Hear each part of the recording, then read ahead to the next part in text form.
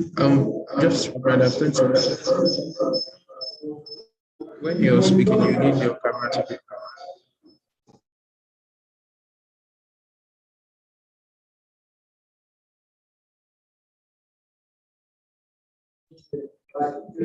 Good afternoon, everyone.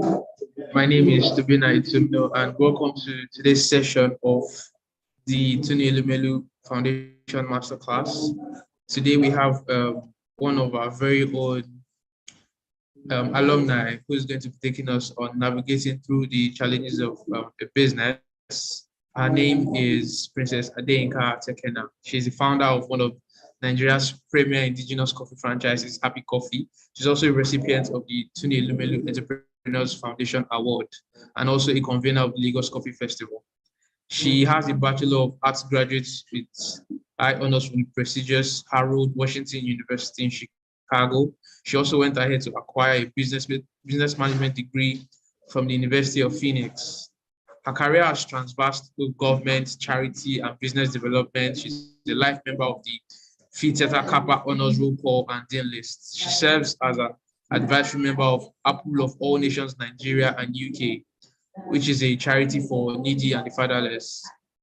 She's passionate about business designs, advancement, leading to sustainable growth and development for African women. She also continues to build and mentor girls and women across the Nigerian business ecosystem. She's married with an intelligent son. She loves to travel, cook, and meet new people. So yes, everyone say hi to Princess, and Princess, over to you. Handling the session now. Thank you, Tobias. Can you hear me? Yes, I can. Okay. Thank you for the very warm introduction. First, I want to thank everyone who has joined in right now. I like to say that this is the best time for you to have ever started the business in Africa. Just because, one, there is a lot of support and there's a lot of outreach for building the continent. So if you're an entrepreneur at this time or you got selected, I would like to tell you congratulations. This is probably the best time in history to be an entrepreneur in Africa. I also like to always thank the foundation first.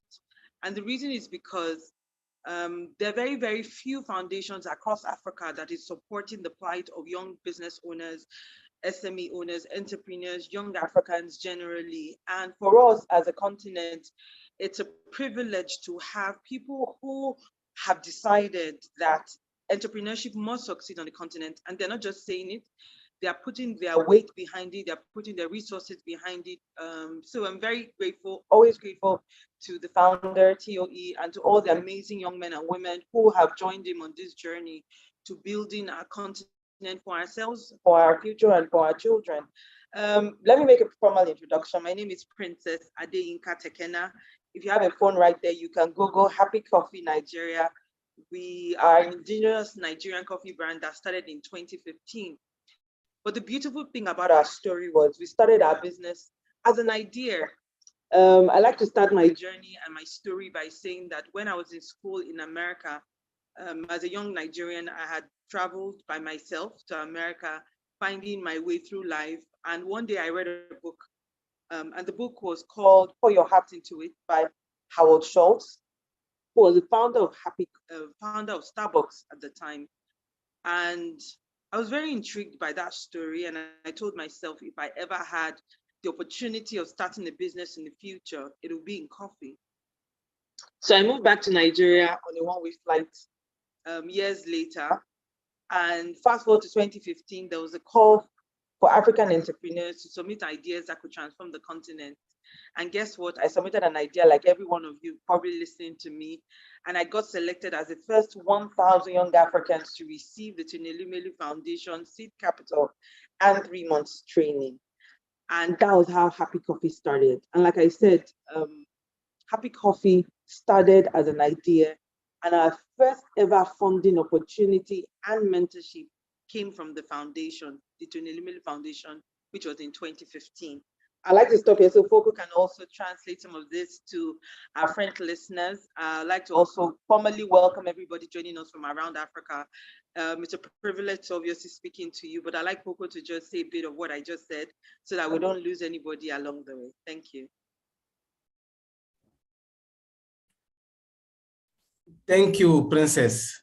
OK, bonjour tout le monde. Je suis Roland Foucault et comme d'habitude, nous allons assister aujourd'hui à la troisième session de Masterclass série des alumni de 2021. Donc, pour aujourd'hui, nous allons avoir Princesse Adeyinka qui va échanger avec nous sur naviguer à travers les défis d'une entreprise. Donc, qui est Princesse Adeyinka? Princesse Adeyinka, c'est déjà une alumni. Elle a eu à bénéficier du même programme que vous en 2015. Elle raconte un peu son histoire, comment elle a été aux États-Unis, comment elle a eu à faire des études en Angleterre et comment est-ce qu'elle a mis en place son projet. Elle se souvient qu'en 2015, elle a entendu parler de ce programme de la Fondation. Elle a soumissionné et elle a été retenue parmi les 1000 premiers lauréats de l'année 2015. Elle reconnaît en même temps que la Fondation est gère l'un des rares programmes en Afrique qui s'occupe véritablement de l'entrepreneuriat dans toute l'Afrique. Donc, je ne vais pas être plus long. Une fois de plus, bienvenue et profitons de l'expérience de Princesse Adeyinka, la fondatrice de Happy Coffee au Nigeria. Over to you, Princess. Thank you so much. Merci, Coco. Thank you. So I like to always start my story about the journey from how I got first as an alumni of the foundation, and how I also started my business. I believe that as young entrepreneurs, it's very critical for you to understand your journey and what led you there. Because there'll be moments on this journey where you will question whether or not you want to go ahead with your business, or whether or not you are convinced that the idea that you have can and will transform the continent. And that is why one of the main tenets of my own personal foundational thoughts about business is truly the African continent will be developed by African entrepreneurs. There's no doubt that the solution to building a sustainable continent, it depends on you and I. So when I started my business, like I said, I started as an idea. When I got selected in 2015, I was just basically an idea on paper. And I remember when I filled my application and when I got selected, I said that I wanted to use my $5,000 for research on whether or not Nigerians wanted access to a different type of coffee. And that was how the journey started. And as a young person or as an entrepreneur, it's very critical. And the foundation of how you start is also very critical. I can tell you that 7 years, now we've been in the same business. We've built out, I mean, you can check us on the website and everything. But however, for me, I like to share 3 things that is very critical in growing your business. I know that sometimes people say passion is not enough, but for me, the first thing is, do you have passion about the idea or the solution that you're looking to prefer as an entrepreneur? That's number 1. Secondly, I like to say the role of knowledge, which comes from internet, access to the internet. And the third thing for you, or that I live by, is the role of hard work and consistency. I'm going to share more on those topics very soon, but I just wanted you to put those 3 things down. But I'll still continue with my story. So as we got selected in the foundation, we went ahead and wrote our business plan, which was approved, and we were given our first seed capital. And that was how the business literally started, with $0. Today, we've sold just a little estimate of over $100,000 since we started our business. We have about 10 people on our team right now. We've grown a sustainable coffee brand that is well known locally, and we've gained a bit of international what would I say, awards on that. But that's not what's critical today. I know that the topic that I was asked to speak about is, what are the challenges entrepreneurs will face on this journey?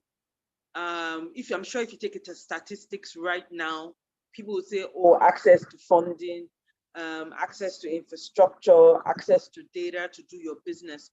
But for me, the first thing that is very critical outside of the topic I'm going to talk about to you today is, and I'm going to say this at the end of my session, is make sure that you're a part of a community continuously.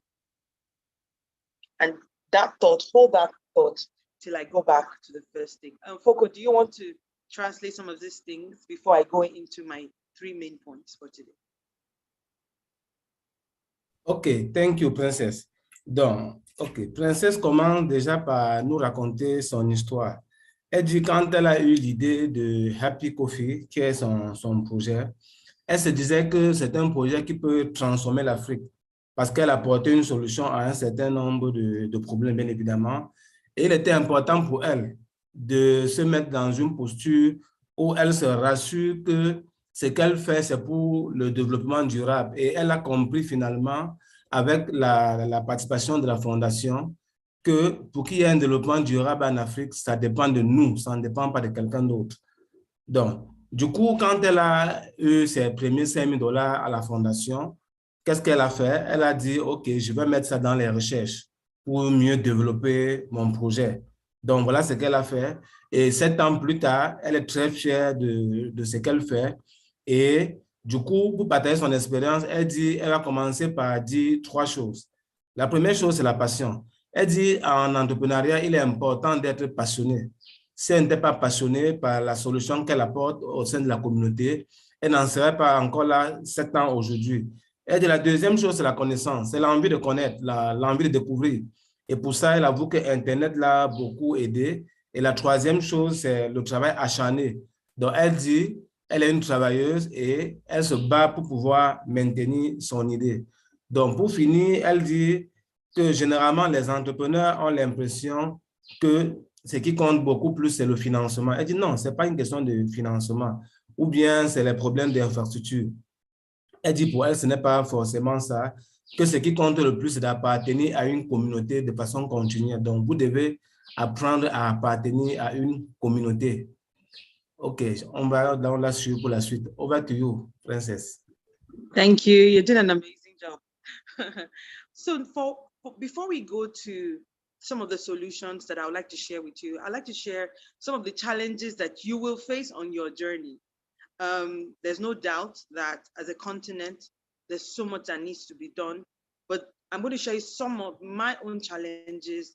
Hopefully you're able to relate it to your own businesses, or as you set out, some of you are just setting out to your businesses. Some of you are already maybe 1 year in, some of you have an idea.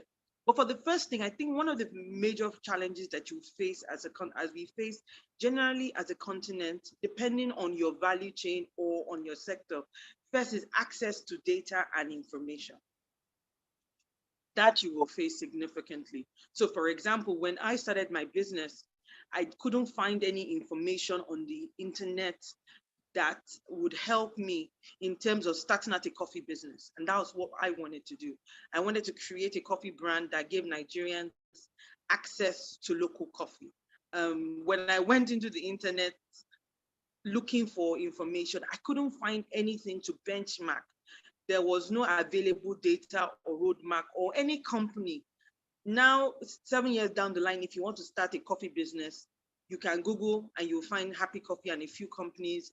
You can call me and I can mentor you, or I can show you a roadmap. But when we started about 8 years ago, there was no data and there was no information. And you might meet this challenge. And I think it's a challenge that most entrepreneurs face, that whenever you start, you might not have people, or you might not have access to information starting your business. That's one of the challenges. Also is, I like to use the word infrastructure. So for example, when we started the coffee business, we didn't have access to, after the fact that we didn't have access to data structure. So if you're, for example, if you wanted to start maybe a farm, for example, you might not readily have access to land. In some countries, in some continents, women don't even, on our continent, there's some cultures that don't even give women access to land. I know there's some cultures in Nigeria where women cannot have access to land. So that is another major challenge you might face in starting your business. So you have to start envisioning, and I'll get to that. So you might not have access to major infrastructure. Some people don't have access to power. Some people don't have access to even basic basic equipment like computers to be able to, do your work actively. So that's number two. You might not have access or have challenges with infrastructure, major infrastructure like power, access to land. That is one of the challenges you will face on this journey. I like to say the third one is access to human capital. One of the things that you will quickly know as you grow your journey is finding the right people to join you on the journey or in your vision to building out your company. That's the third thing you would have challenges with. How do you get the right people at the right time to help you with the vision that you're looking to build? I'd like to stop at these three so that Foko can translate. Thank you.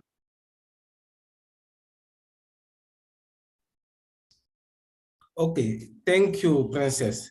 Donc, à ce niveau, Princess dit elle doit partager avec nous quelques challenges qu'elle a eus dans le cadre de la mise en place de son entreprise. Et c'était en fait des défis personnels. Et elle pense qu'à la date d'aujourd'hui, elle a réussi à braver tous ces défis-là. Le premier défi, par exemple, c'est que elle dit généralement, quand vous voulez rentrer quand vous créez votre entreprise, vous devez rentrer dans un secteur en tenant compte de toute la chaîne de valeur. Et alors, quand elle est rentrée dans son secteur qui est le café, elle a eu un problème qui était le fait qu'il n'y avait pas du tout de données sur sa chaîne de valeur, sur le café. Alors, pour elle, c'est devenu un défi et elle a dit, OK, si moi, je ne peux pas trouver des données, si ce n'est même qu'à fin de comparaison, donc de benchmarking, pour pouvoir voir comment moi j'avance, ce que je fais, je prends cela comme un défi et aujourd'hui, vous verrez que si vous faites des recherches sur le café, il y a de fortes chances que vous tombiez sur Happy Coffee. Donc, c'est-à-dire qu'elle a envahi Internet avec son café parce qu'elle veut que son café soit vendu dans tout le monde et régulièrement, elle met les données. Deuxième défi, le deuxième défi, c'est l'accès aux infrastructures. Donc, elle dit généralement les infrastructures de base, ce n'est pas toujours évident. Et surtout encore, quand on est une femme, ce n'est pas évident d'avoir accès à la terre, quel que soit le pays en Afrique. Elle dit ça, c'est un défi qu'il faut vraiment se battre pour traverser. Au-delà de l'accès à la terre, on a par exemple tout ce qui est infrastructure de base, électricité, même les ordinateurs, il y a 7-8 ans, quand elle a commencé, ce n'était pas toujours évident d'avoir un ordinateur avec lequel travailler. Tous ces défis, elle les a dépassés. Le troisième défi qu'elle a trouvé, c'est le capital humain. Alors, comment faire pour trouver la bonne personne? Comment faire pour trouver des personnes de confiance avec qui on doit travailler? Ce n'est pas toujours évident, mais 7 à 8 ans plus tard, elle a réussi à se maintenir sur le marché. Preuve que le développement durable à travers nous-mêmes est possible. La preuve, c'est ce qu'elle fait. Over to you. Thank you. Number 4, one of the challenges you would have on this journey, it's going forward, or I like to say is funding. Because as you grow out your business, you would notice that you would need much more funding along the way. And that can become a challenge. And it usually is a challenge. Even as I am, I'm still, sourcing for funds. But source of fund will become a challenge as you grow your business. And those are the things that I would, talk to you about and how I overcame some of those challenges. So funding will become a challenge on the way as you grow out your idea or you grow out your business. That's number 4. And number 5 is the right community, the right support system. How that also is usually a challenge for entrepreneurs. Very critically, how do you meet with the right people in your, whether it's in your value chain or it's in your industry? How do you become, or how do you foster relationship to grow your business as you go along? So those are some of the challenges that you face, not to make it too long. There are many more, but those for me are the first 5 top challenges that entrepreneurs will face on this journey as we go along. Okay, up to you. Next year, up to you. OK, donc le 4e challenge ou défi auquel elle va partager la solution avec nous, c'est le financement.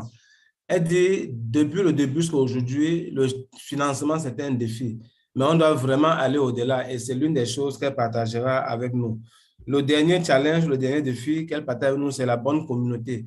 Comment faire pour être dans une bonne communauté? Comment faire pour impliquer les gens que nous avons dans notre environnement vis-à-vis de ce que nous sommes en train de faire pour qu'ils puissent soutenir notre idée? C'est un autre défi aussi auquel elle a dû faire face. Over to you. Thank you. Now that we have spoken about the 5 major challenges that I would like to share with you today as you grow your business, I would also like to share some of the, I'd like to share, maybe I'll call it my solution, some of how we're able to overcome in our business. And I'd like to also share our story. So when we started in 2015, like I said, we got our seed capital, which was our first ever funding into the business. We also got a 3-month training that really helped us. And I want to implore you today that if you've gone through your training, it is very critical for you to take it at heart and to practicalize the things that you have learned. However, you will still be learning on the journey. So when I talk about data, how did we overcome data challenges in Happy Coffee? Like I said, because we didn't have any of that, we literally had to start building our data from the beginning. And that is why in business or as an entrepreneur, you must keep record of your business, whether it's manually or it's automated. You must, as simple as a jotter, everything about your business, form it as a habit to write down and to record.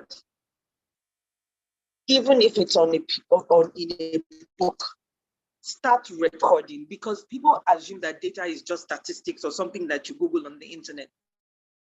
It's actually the everyday understanding of how you run your business. So I'd encourage young entrepreneurs or business owners to always make it a habit of recording your business.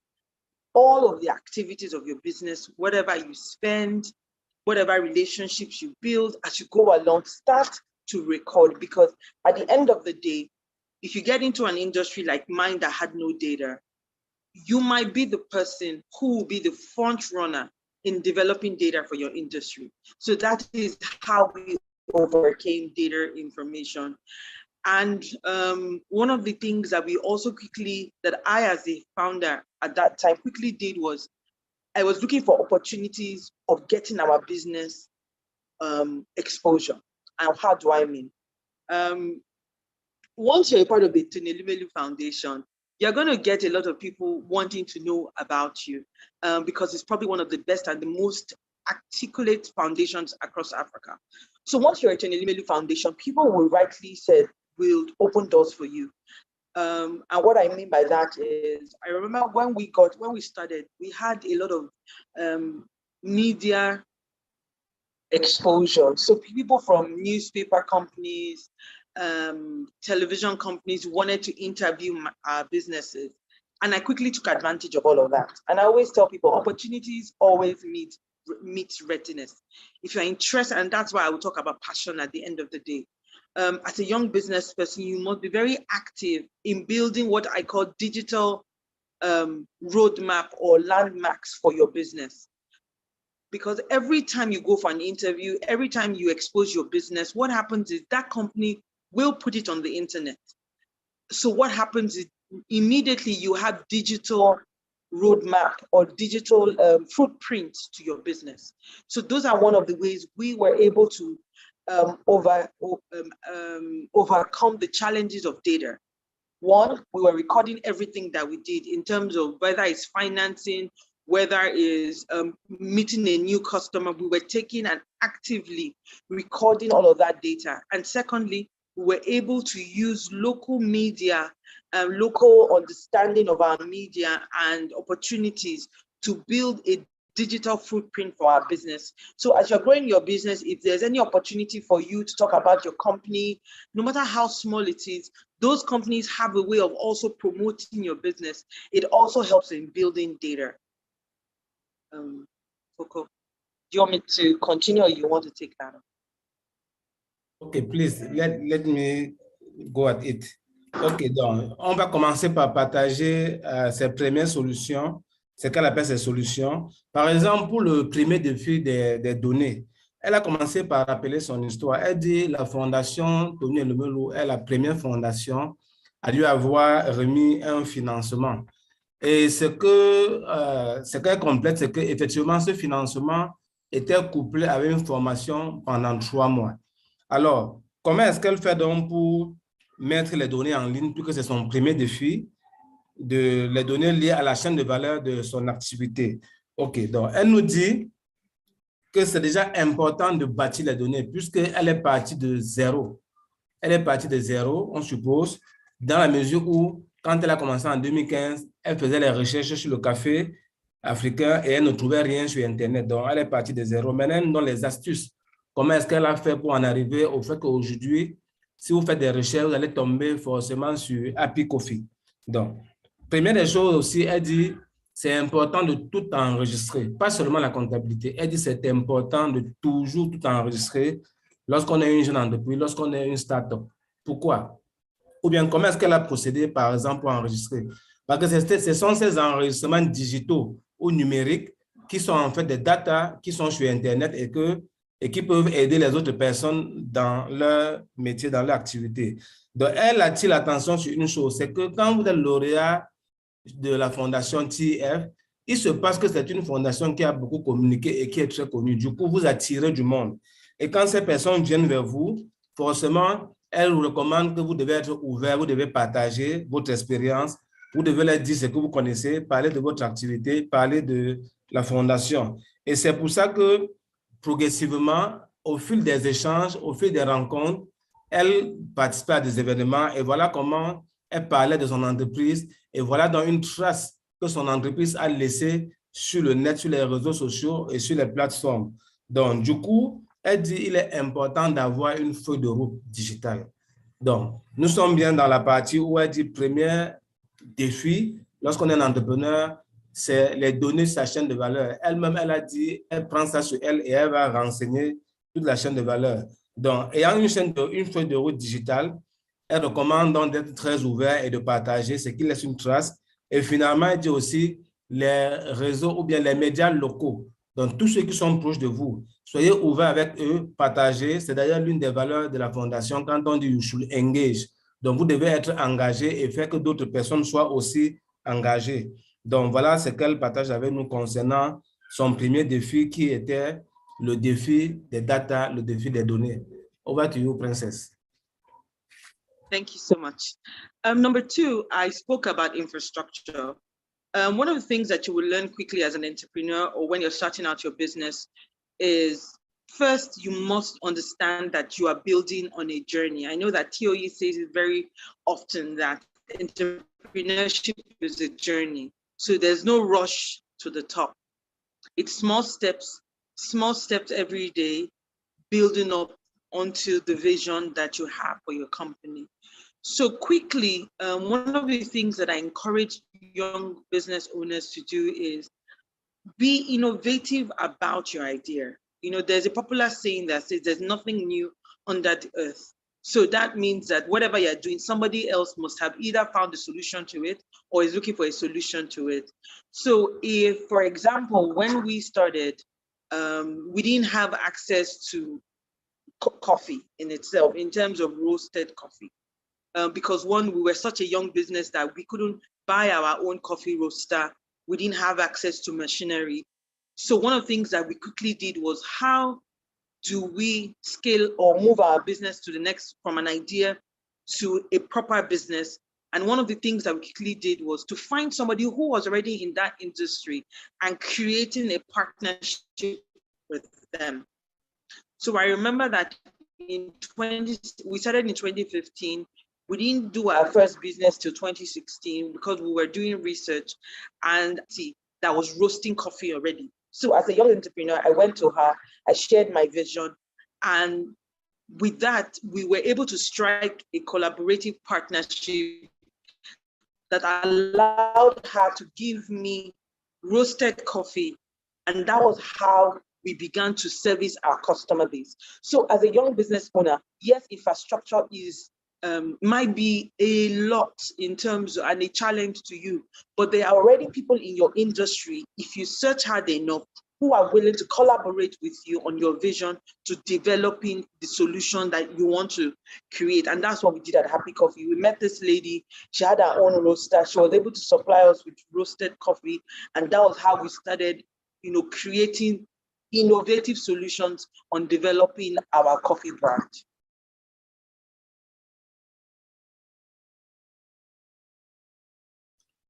OK. Donc, le deuxième défi pour lequel elle partage son expérience, c'est le défi des infrastructures. Vous savez, tout à l'heure, quand on présentait les défis, elle a clairement dit que généralement, on a des problèmes d'accès à la terre, on a des problèmes d'accès aux infrastructures de base, l'électricité, les ordinateurs, tout ça. Donc, ce qu'elle a fait, elle recommande déjà que, retenez que Tony le dit tous les jours, entrepreneurship is a long-term journey. Ça veut dire que l'entrepreneuriat, c'est une aventure ou un voyage de longue durée. Donc, ça ne sert à rien de vous précipiter, ça ne sert à rien de se presser pour rien. Donc, elle dit, alors ce qu'elle encourage, c'est que lorsque vous êtes dans une activité qui est innovante, vous devez donc savoir que en tant qu'activité, en tant que projet de longue durée, projet qu'on va travailler dans la durée, elle recommande donc de prendre des partenaires. Dans son cas, par exemple, au lieu d'aller chercher du terrain, chercher des machines, autant de choses qui étaient difficiles pour elle, ce qu'elle a fait dans un premier temps, et elle nous a d'abord dit tout à l'heure que son argent lui a servi uniquement à faire les recherches et développement. Donc, les 5 000 $ que la fondation lui a donnés lui ont servi à faire la recherche et développement. Et puis, quand 7-8 ans plus tard, elle n'a pas commencé tout de suite par avoir les champs ou avoir des machines. Non, elle a donc cherché un partenaire qui était déjà dans l'activité. Et ce partenaire donc lui fournissait du café. Donc, du café en graines, du café déjà grillé. Ce qui fait qu'elle avait déjà une matière première ou un produit semi-fini qu'elle transformait en définitive au lieu de partir faire le champ et ainsi de suite. Donc, ce qu'on retient, c'est quoi? C'est que l'entrepreneuriat est une aventure de longue durée. C'est un voyage de longue durée et vous devez planifier tout votre voyage face à certains défis comme les défis infrastructurels.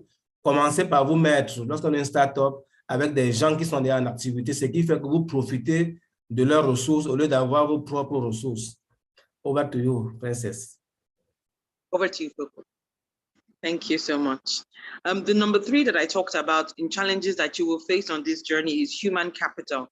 Access to people who can help you, whether you're looking for, and I faced that challenge also, where how do I get people who are either trained or willing to be trained on the coffee journey? Those are some of the challenges that you face. But you also have to, I always tell, or I always advise entrepreneurs generally, is when you look at big companies like in your country, and you, like, let's give an example, the Tonelumelu Foundation or the UBA Bank. These are organizations that have thousands or hundreds of people who work for them. How are they able to sustain such level of resources? But I mean, you can say, oh, that's a big company, but remember that no big company today started as a big company. Every company grew into what they are. As a young business owner, first, one of the things that you must quickly learn is to respect the people who work with you and for you. If you don't, what will happen as you grow is people will not commit or be loyal to you in terms of helping you build your journey. And I always encourage young business owners to share your story, your vision of transformation to the people who join you on the journey. Remember that person, when they were coming to this world, they also believed that they had the vision. But look, now they have dropped their own vision and they are joining you. They joined me on the Happy Cover vision. They must also see that you are an exemplary leader and you are looking to building something that they can also partake of in the future.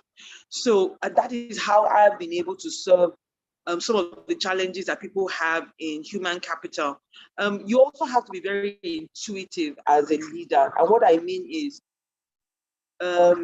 it's not everything, or when you're hiring, it's by just experience or where the person has been. There are things that I like to ask when I'm hiring someone, as simple as a question, or to the person you're looking to hire. How do they relate with their family? Do they have a parent? Do they have a mom? Like in Happy Coffee, I know everybody on my team. I know their families. I know their mothers. I try to be a part of their life because I understand that these are the people who have joined me on this journey. So as an entrepreneur, just don't look at your team member as just a worker. Look at them as part of your big family. as your extended family, and treat them how you also want to be treated, with respect. For example, in Happy Coffee, our culture is respect, the integrity, and honesty. Those are the things that we live by. You must respect the people that you work with you. So what that does is when new people join, these other people will have learned the culture.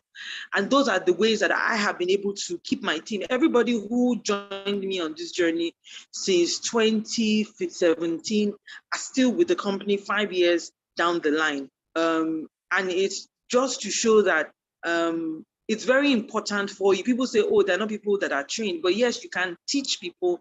People are teachable, people can learn, but you must also learn to respect and have integrity with people that work with you.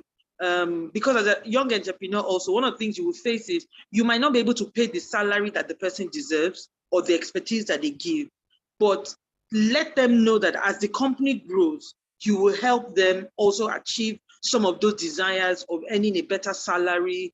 I remember what we started our company salary with. I know what the company salary is today, and I know what I want the company salary to be next year. So you carry your team along, and those are one of the ways that we have been able to solve the challenges of turnover. Nobody has, only maybe one person has left Happy Coffee, and just because they resigned based on their own timing. But everybody who is on the team has been on the team and hasn't left. So those are one of the ways that would help you quickly as an entrepreneur solve some of those challenges of employment or human capital on your journey. Over to you. OK. Le troisième défi pour lequel elle partage son aventure aujourd'hui avec nous, c'est le capital humain. Donc, Princesse nous dit ceci: ne prenez pas forcément l'exemple des grandes entreprises, parce qu'aucune grande entreprise n'a commencé comme une grande entreprise. Elle prend le cas de UBA, parce que tout le monde, quand on voit la fondation, on voit UBA, des entreprises qui ont des milliers d'employés. Elle dit aucune entreprise n'a commencé aussi grande. Donc, tout le monde commence petit, et elle dit généralement pour fidéliser les employés ou bien les personnes, les membres de son équipe, oui, je répète, pour fidéliser les membres de son équipe, il est important de partager son expérience, de partager son histoire avec eux afin de les rendre plus, afin de les attirer et faire qu'ils soient plus intéressés par la passion que vous avez que par toute autre chose. Elle dit aussi, dans le cadre de Happy Coffee, il y a une culture très importante d'entreprise en termes de respect et d'intégrité. Ce qui fait que les personnes qui ont rejoint l'entreprise depuis 2017 jusqu'à aujourd'hui sont toujours là. Donc, ça fait 5 ans que ces personnes sont là. Pourquoi? Parce que les gens aiment apprendre. Elle dit, il ne faut pas souvent croire que les gens avec qui vous travaillez, les membres de votre équipe n'aiment pas apprendre. Non, les gens aiment apprendre. Alors, tant que vous êtes un leader et qu'ils apprennent derrière vous, je pense qu'ils seront plus intéressés à vous suivre que toute autre chose. Et elle dit aussi, il est important de savoir porter les membres de son équipe sur le futur. C'est-à-dire les amener à comprendre que plus l'entreprise va croître, plus eux-mêmes, en termes d'appartenance, de richesse et tout, ils vont bénéficier du fruit de leur travail. Voilà comment on peut faire, ou bien voilà comment elle a fait pour apporter une solution à l'un des défis importants qui était le capital humain. Over to you, Princess. Thank you, Coco. Thank you for your fantastic translation. Not that I understand French, but I'm sure you're doing a great job. Number 4 quickly is financing and funding. As you go along, you realize that you will need more than the $5,000 you would get, especially if your business is just an idea. Or at even any stage, you would get to the point where you will need finance. And there are many ways, but one of the ways that have really, really helped me is first, is being in the right place. And what I mean by that is there's so many opportunities across Africa right now in terms of funding for young businesses, different. Some are not readily available depending on your sector, but the internet is so filled with so much information. And I like to say that, and I tell people that after God and my family, the most important thing to me is the internet, because the internet wields so much resources and knowledge that a lot of people use social media and their phone as just a tool for entertainment. But I use my phone. My phone, if anybody who knows me, I'm always on my phone. And on that, I have been able to access so much information that has helped me. And also know that other than just social media, you need to understand that there is power. I remember that I also found out about the Entrepreneurial Foundation in 2015 on the internet, on a certain blog. So you have to look. They say that the good book says, if you look, you will surely find. So that means that you have to start, looking through for all of the information that can assist you. That's number one. Another way of raising funds and finance that I have been very fortunate is friends and family. When you have a great idea and then people see that you are truly building out, in the early stages of your business, people will support you. I cannot say maybe your daddy or your mommy or your uncle. Sometimes those people who want to help you might not be in those places that you even think they are. It might even be a customer. I'd like to share a short story with you guys. About 3 weeks ago, I had an issue with a machine that we had supplied the customer with, and I went above and beyond to ensure that that customer got that item back. We spent in Nigerian money over 200,000 naira, shipping it back to the UK, bringing the machine back. And I remember when I went back to give that customer the machine, the customer wrote me a check. I remember that day I was just crying because this was just a customer. And he said to me, I see how hard you work. I see what you're trying to do. And I just want to let you know that you need to keep moving on this journey. And he wrote me a check of 1 million naira. 1 million naira. It was a customer. It wasn't my uncle. It wasn't my daddy. And this was about 3-4, not up to a month ago. So as a young entrepreneur, you must remember that money is not just in cash. It is in kind also. You should be able to cash out what we call social capital. That means that how you relate with people, people around you are seeing your work. You are building relationships. For example, the Entrepreneurial Foundation, I always make sure that if I'm called upon, I'm always quick to help. When you are like that, when help comes, sometimes you might just need to write a business plan and somebody will say, you know what, I can help you with this business plan at no cost to you. There'll be people in your network that will be willing to help you that you necessarily don't have to pay for, but because they see the work that you're doing, they will help you. And then that means that you have been able to cash out what we call social capital. About 2 months ago, we had our first alumni event, and most of the people that came to support us didn't give us money, but they gave us space, they gave us their talent. So sometimes as young entrepreneurs, you have to look away that financing is not just in money, it's also in the relationships that you build that you can cash out from. I'll stop it at that so that Fogo can respond. Oui, ok. Donc, le défi qu'elle partage maintenant avec nous, c'est le défi du financement.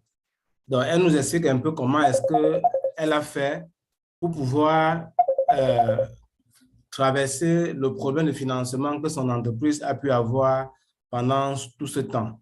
Donc, elle commence d'abord par dire, le financement ne se perçoit toujours pas comme vous croyez.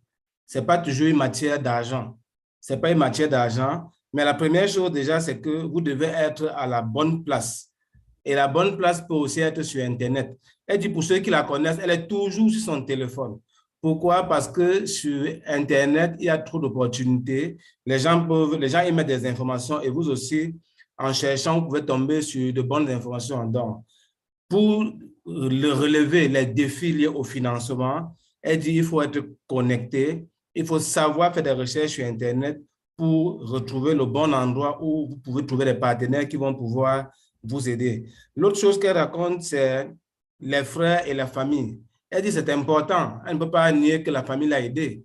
Donc, quand vous êtes dans une activité, il est important que les gens autour de vous sachent parce que vous ne savez pas quelle aide est-ce qu'il peut vous apporter. Mais ça peut être un oncle, une tante, un parent, un frère. C'est une aide qu'on ne peut pas négliger. Après, elle raconte un peu l'histoire qu'elle a eue, une anecdote qu'elle a eue avec la machine. Elle avait besoin, je crois, de 200 000 naira Et de fil en aiguille, il y a un client, donc vous imaginez, c'est un client qui finalement l'a aidé en lui donnant un chèque qu'elle a bien aimé et qui l'a permis de traverser ce challenge qu'elle avait.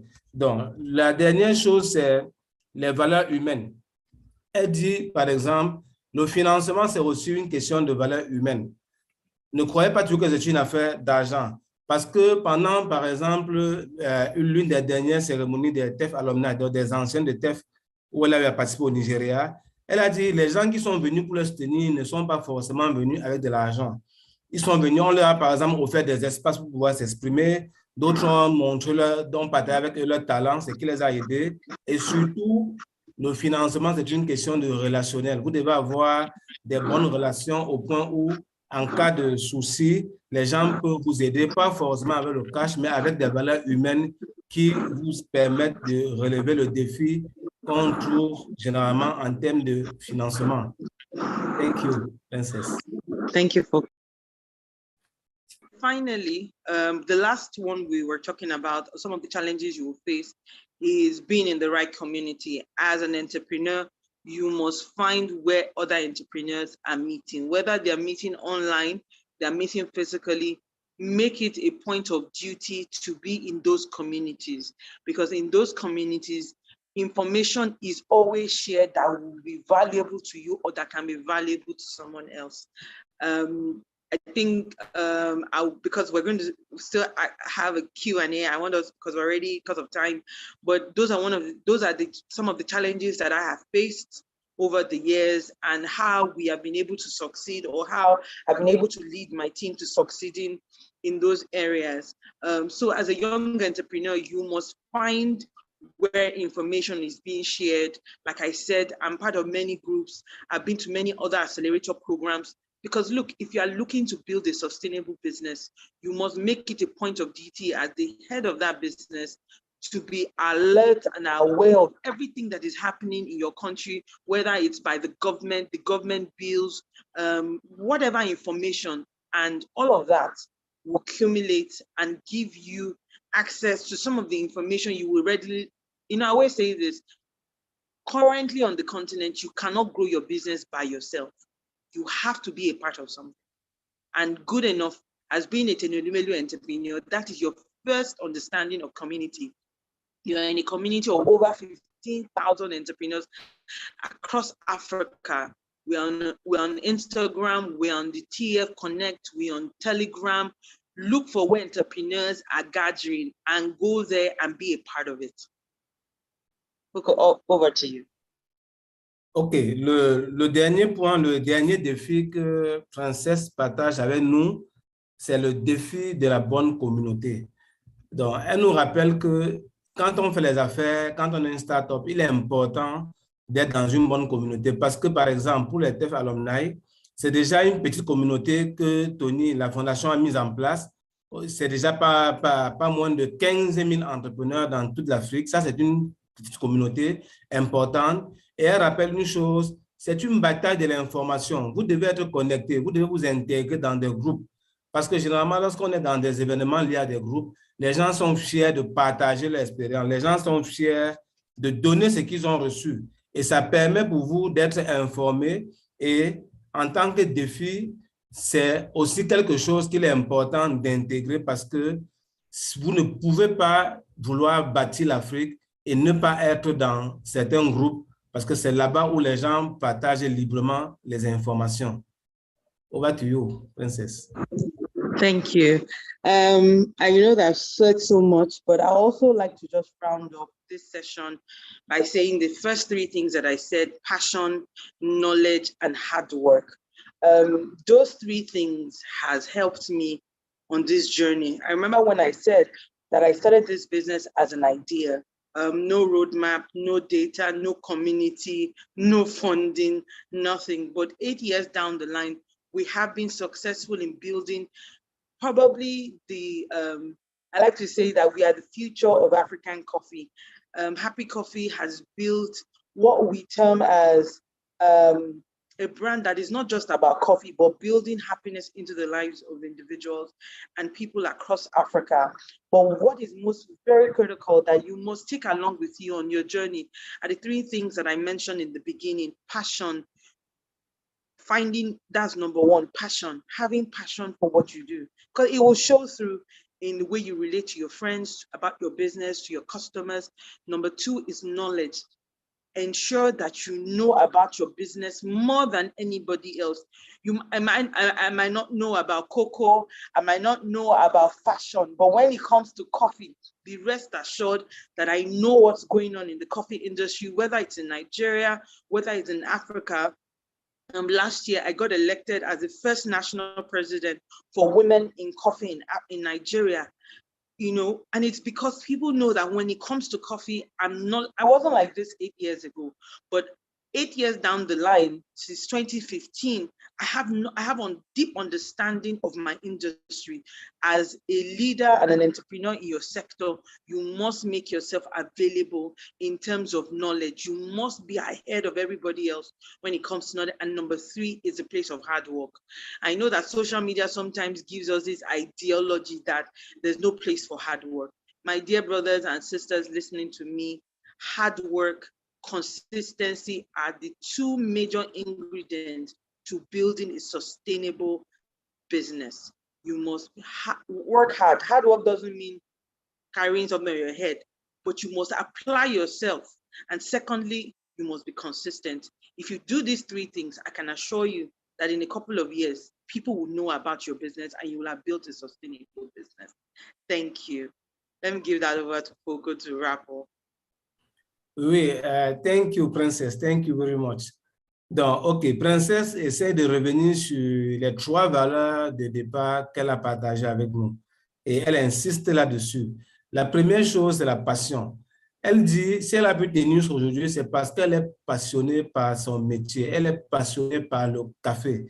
Elle maîtrise cette chose-là. Et cette passion l'a aussi poussée vers la deuxième chose qu'elle nous recommande aujourd'hui, sont les connaissances.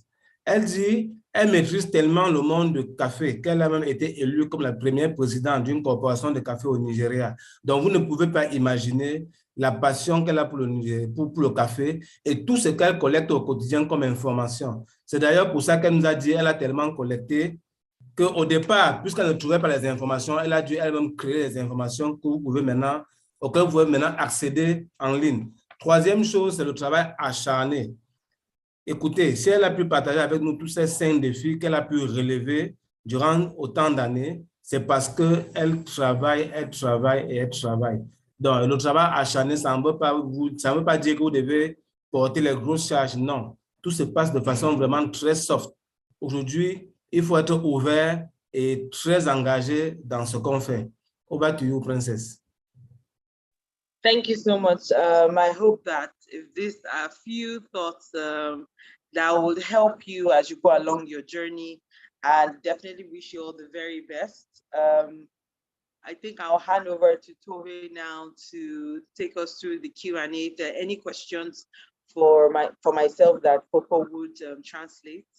So I'll just wait out and wait for the Q&A session. Thank you everyone for listening in. Thank you very much, Princess. It's been a very, very wonderful session, and everything you mentioned, passion, hard work, knowledge, it's very vital to all business owners. So we've come to an end of this session partially, and I'll be looking through the comment section for questions. So if you have questions, we have the next 10 minutes to take your questions. So please drop your questions on the comment section and I'll read them out to Princess for her to answer our questions. Oui, si vous avez des questions, c'est le moment de les poser. On va prendre 10 minutes pour faire des questions-réponses. Donc, écrivez dans le chat box et puis on va transmettre. Donc, allez avec vos questions, s'il vous plaît. On vous écoute.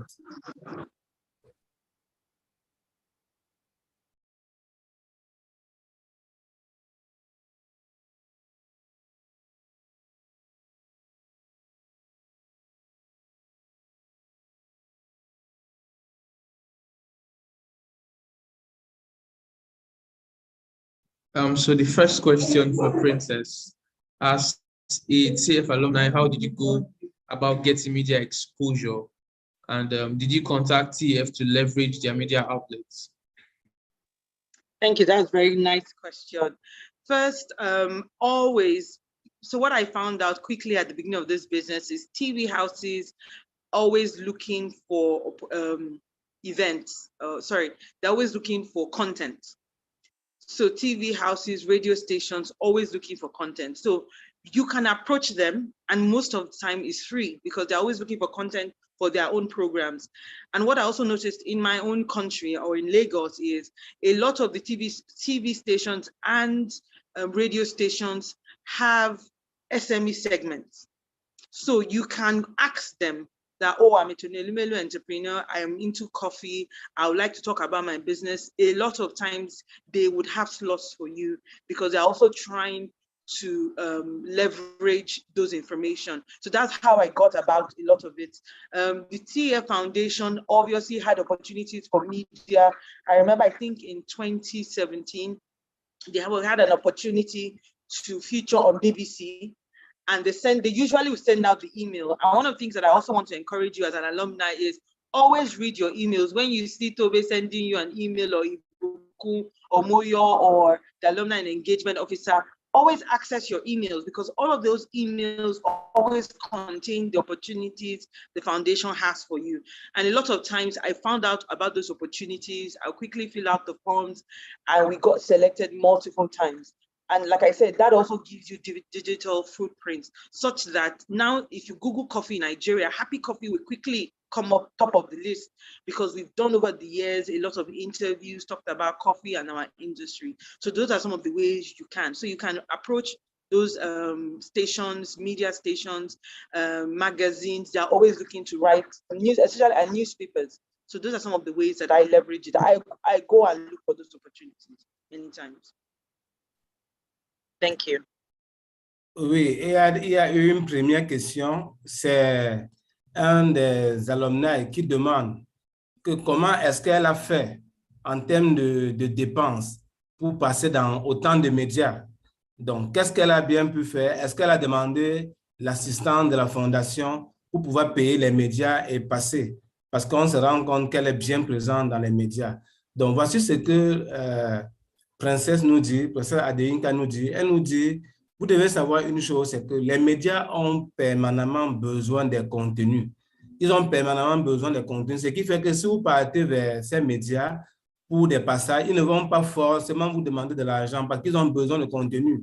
Et le simple fait d'être un entrepreneur du TF, le fait que le TF ait beaucoup communiqué, que Tony communique énormément, vous ouvre les portes. Donc, les gens sont curieux de vous avoir comme invité afin que vous partagez votre expérience, et eux aussi, ça leur crée de l'audience. Donc, elle dit, elle n'a pas eu à sortir de l'argent, les médias ont besoin de contenu. Il y a par exemple, elle recommande de beaucoup lire vos emails. On a eu des responsables du mentoring, comme Moyo, comme Alexandria ou bien Tobena maintenant, toujours lire vos mails parce qu'ils partagent des opportunités, mais vous n'arrivez pas à les saisir. Par exemple, elle a eu à saisir une opportunité d'interview à BBC, et vous devez savoir que généralement, quand vous passez dans un organe de presse, tous les autres organes de presse vont vous contacter. C'est comme ça dans les médias. Quand vous passez dans une chaîne, toutes les autres chaînes, bref, plusieurs autres chaînes vont vous contacter et ils seront fiers de vous interviewer et de faire passer. Voilà donc comment Princesse a fait pour qu'aujourd'hui, 8 ans après, quand vous tapez, quand vous faites des recherches sur le café en Afrique, vous allez tomber sur Happy Coffee. Donc, c'est un travail de longue haleine. OK, on va donc prendre la prochaine question. Over to you, Princess. Thank you, Toby. Thank you for the fantastic work. Yes, another question. How are you able to find the right target market, considering you are among the first coffee makers? Thank you for the question. So we're not the first coffee. Nigerians already drink coffee. For you as the head of the business, or the visionaire behind the business, how are we able to find our target market? Number one of the first things that we did was, who are the people already drinking coffee? Because remember that Nigeria is an instant coffee nation. That's number one. So most people within the ages of 18 and 45 drink a semblance of coffee. So we just, like I said, there's nothing new over under the earth. We modeled our business model looking at who drinks coffee already in Nigeria, which, like I said, between the ages of 18 and 45. The question is, we are giving that coffee segment a new product for them to access that is healthier, that tastes better, and obviously makes them feel better. So that's how you have to determine what solution you're looking to create. Is there an existing solution? Are you going to be given a better solution? So that was how we designed our own target market in Happy Coffee. We are targeting people who already drink instant coffee, and we are moving them from instant coffee to fresh coffee. And that's how we determine who our target market is. Thank you. OK. La deuxième question est de savoir comment faire pour avoir son marché cible. Donc, Princess essaie de nous expliquer que en réalité, c'est pas difficile dans la mesure où elle a un business model. Et elle nous rappelle que, n'oubliez pas, il ne faut pas oublier que le Nigeria, c'est un pays du café instantané. Donc, les gens aiment boire le café instantané. Alors, ce qu'elle a fait, déjà au fil de ses communications, elle a fait comprendre à ces jeunes de 18 à 25 ans qu'il y a un nouveau café sur le marché. Il y a un nouveau café sur le marché et la communication qu'elle bâtit ou bien qu'elle fait en mettant ses données sur les réseaux sociaux et en communiquant dans les organes de presse permet de pouvoir s'identifier et du coup, c'est facile pour elle d'atteindre sa cible à travers, bien évidemment, la communication. OK, it's good. Can I share a question, Princess? Yes, please. Okay, yes, there is someone, Mark, who is asking when it is better to have partners and what to avoid in a partnership. Two things that we avoided quickly is, and I would advise you, just don't give up shares in your company too early. Don't give up shares in your company too early. A lot of the solutions that you will create, you can create them by yourselves. I give an example. Last year, we were looking to buy a coffee roaster, and we met an investor and a partner who wanted 60% of our business in turn of giving us that machine. This year, we entered a program with the Tony Elumelu Foundation and the European Union, and we got funding that gave us that same machine at no cost to us. So first, do not give out your business too early for funding or for any support. Take your time, that's one. And secondly, look for partners who are aligned in your value chain or a complementary partner. So for example, there's a lady we partner with in America who takes our coffee and creates coffee soaps. So it's the same value chain, but a complementary partner. Always look for people who complement you and look for people who are willing to strengthen your vision, not just take away from you. OK, donc la question que Marc a posée, c'est celle de savoir à quel moment est-ce qu'on doit prendre un partenaire ou des partenaires et qu'est-ce qu'il faut éviter dans un partenariat. Donc, voici ce que Princesse Adeyinka nous répond. Elle dit, il faut déjà savoir une chose, c'est que les partenaires, c'est important, mais éviter de prendre des actionnaires très tôt. Éviter de prendre des actionnaires très tôt. Elle recommande de d'abord travailler suffisamment et bâtir quelque chose.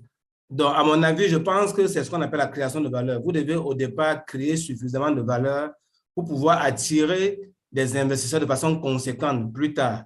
Et ça c'est important lorsqu'on fait la valorisation d'une entreprise.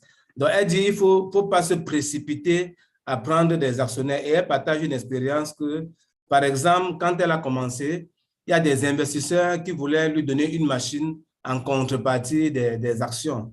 Elle n'a pas accepté et il se passe qu'à travers la Fondation Tony, elle a obtenu la même machine par le biais de l'Union européenne, par le financement de l'Union européenne, alors qu'elle aurait pu céder ces actions-là ou bien ce partenariat plus tôt, et plus tard, ça devait se passer comme la Fondation a permis que ça se passe.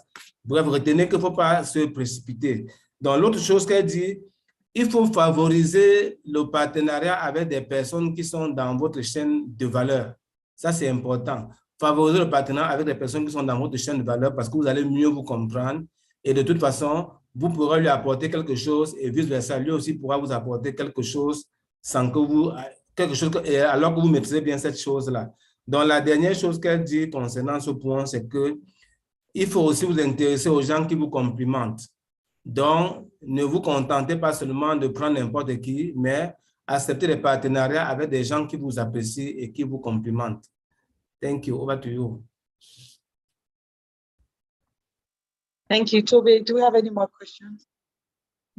Yes, there are a few questions. How many more questions can you take, Princess? Okay, we can take 2 more.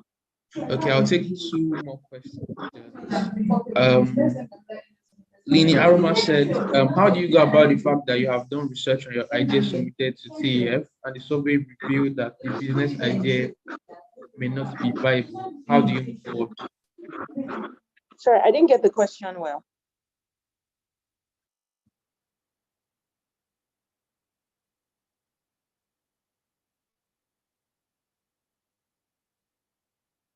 Sorry, can you hear me now? Yeah, I can hear you now. Can you start again? Right. Thank you. He said, how do you go about the fact that when you've done your research on your idea submitted to CEF, the research reveals that the business idea may not be viable? How do you move forward? So I'm trying to understand, okay, if you submit your idea, I mean, if you submit an idea that the foundation thinks is not viable, there are 2 things to an idea. It's either that idea is not tangible enough in terms of the parameters that you put. So for example, you might have a grandiose idea that might not really be visible in the business world. So they say ideas have to be tangible. They have to, I can't remember the first 5 things. I know it has to be tangible. There has to be specific. It has to be specific. So if you look at your ideas, I also like to look at ideas, and I encourage you to look at your idea through the eyes of a value chain. So for example, if you're in fashion, that means it's a fashion value chain. So look at all the players in your value chain. Look at the solution you're trying to prefer, and how is that solution viable? It will help you. So you dial back and say that, okay, like when we started Happy Coffee, there was a coffee value chain. We wanted to be a coffee retailer. So we had to look at all the people in our value chain. Who are they? Who are the players? And what are we trying to do? And that is what also bets the vision of your company or the mission you're trying to accomplish. So you have to look at that. So that is how I would expect that you go back to look at your idea through the eyes of your value chain. Oui, la question posée est celle de savoir si, par exemple, la fondation déclare que votre projet n'est pas viable. Qu'est-ce qu'on fait? Donc, ce que Princesse recommande, c'est que, première des choses, il faut bien regarder les paramètres qu'on peut mettre autour d'un projet. Et elle essaie de nous expliquer qu'un projet doit être smart, c'est-à-dire spécifique, et avoir un marché cible, s'adresser à des personnes de façon particulière, comme par exemple identifier un problème connu pour lequel vous apportez une solution. Donc ça, c'est le classique dans les cours de la fondation, surtout dans les cours qui sont aujourd'hui facultatifs. Parce que beaucoup ne comprennent pas qu'il faut lire ces cours-là. C'est des choses qu'on expliquait à l'époque. Princess, par exemple, a forcément bénéficié de ces cours-là qui étaient obligatoires à leur époque.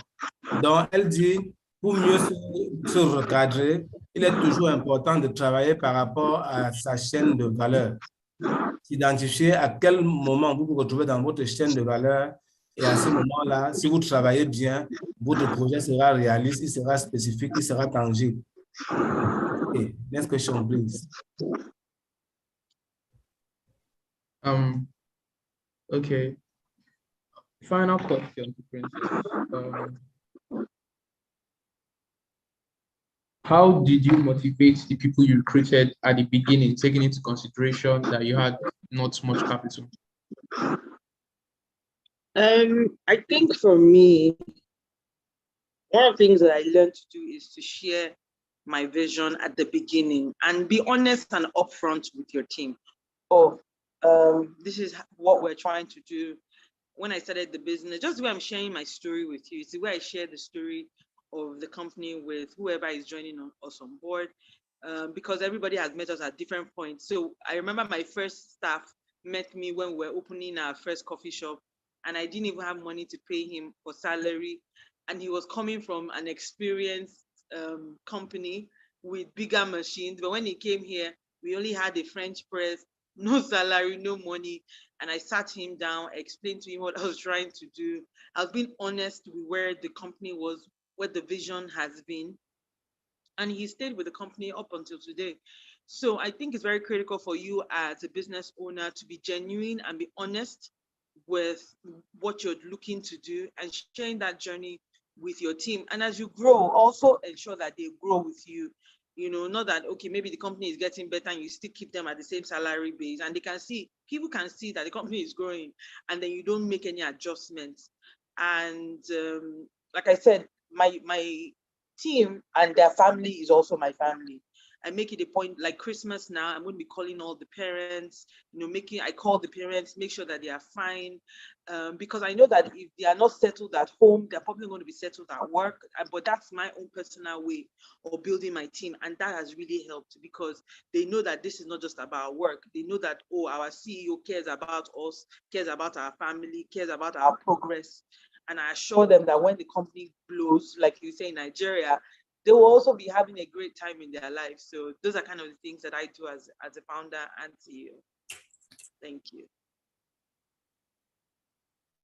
Donc, la dernière question, je pense, puisqu'on avait dit qu'on prenait encore 2 questions, est relative au paiement des employés. Donc, la question qui a été posée, c'est celle de savoir, vu qu'au départ, Princess n'avait pas de l'argent, comment est-ce qu'elle a fait pour payer le personnel? Donc, ce qu'elle dit est simple, et elle a déjà dit, elle a partagé sa vision et elle recommande aux autres de partager leur vision. Parce que quand vous partagez votre vision, ça attire plus ceux qui sont intéressés par cela. Donc, elle dit donc qu'il faut être très honnête et partager son expérience. Dans son cas, par exemple, elle dit qu'elle a rencontré certains de ses partenaires, ses collaborateurs, ses employés, qui sont encore là jusqu'à aujourd'hui, lorsqu'elle ouvrait sa première boutique de café. Lorsqu'elle ouvrait son premier café, ces personnes sont venues, elle a partagé son expérience, ça les a intéressés et jusqu'à aujourd'hui, ils sont toujours ensemble. Et elle dit, dès lors que ces gens ne viennent pas forcément pour de l'argent, vous devez savoir une chose, c'est que la croissance doit être commune. Parce que s'ils ont l'impression que vous grandissez seul, ça ne va pas marcher. Et elle rappelle aussi qu'elle a déjà eu à nous dire qu'elle est très proche de toutes les personnes qui travaillent avec elle. Donc, par exemple, nous sommes là pendant les fêtes de fin d'année, elle se rapproche d'eux, elle partage leur quotidien, elle appelle leurs parents, la famille. Donc, bref, elle est proche de ses collaborateurs et elle se rassure qu'eux bénéficient de la croissance de l'entreprise et que les choses ne se stagnent pas à leur niveau quand l'entreprise est en train de croître. Thank you. Thank you. Thank you very much. I think those are the questions we can take for now. So I want to use this opportunity to thank everyone who has attended the session, and also special thank you to Princess for gracing us with her presence and dedicating her time to talk to every one of us here today. We say thank you very much, Princess. We're grateful. Also to Foko, our very able and agile mentor. Thank you also for us today with the translations. So we have come to the end of the session. However, I know some people are having issues with the attendance and survey link. So I will still leave the link open for us so we can fill the attendance and survey link. However, the session has ended. Thank you very much, Princess. Thank you very much, Foko. Have a very wonderful rest of the day to everyone. Cheers. Thank you. And compliments of the season. Compliments of the season. Okay, thank you very much. N'oubliez